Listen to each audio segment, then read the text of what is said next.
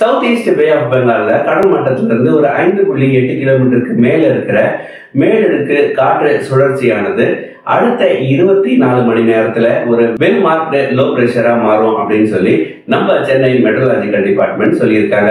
இப்படி உருவாயிருக்கிற இந்த குறைந்த காற்றழுத்த தாழ்வு மண்டலம் மேற்கு வடமேற்கு திசையில நகர்ந்து நம்ம தமிழக கரையோரம் நகரும் அப்படின்னு சொல்லி எதிர்பார்க்கலாம். இப்படி இந்த சிஸ்டமானது நம்ம தமிழ்நாடு கோஸ்ட் நோக்கி நகரும் போது மணிக்கு 35ல இருந்து ஒரு 65 கிலோமீட்டர் வரைக்கும் அடுத்த 2ல இருந்து 3 நாட்களுக்கு காற்று வீசலாம் அப்படின்னு சொல்லி எதிர்பார்க்கிறாங்க.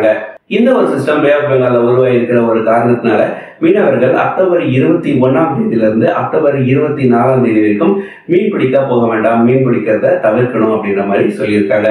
இந்த குறைந்த காற்றழுத்த தாழ்வு நிலையானது ஸ்ரீலங்கன் கோஸ்டுக்கும் டெல்டா மாவட்டங்களுடைய கோஸ்டல் ஏரியாஸ்க்கும் பேரலா மூவ் அப்படின்னு சொல்லி எதிர்பார்க்கலாம். இப்படி மூவ் ஆகி வரும்போது இது வெஸ்ட் நார்த் வெஸ்ட் டைரக்ஷன்ல நகர்ந்து டுவர்ட்ஸ் பாண்டிச்சேரி ஆர் சென்னை இது மூவ் ஆகும் அப்படின்னு சொல்லி எதிர்பார்க்கிறாங்க.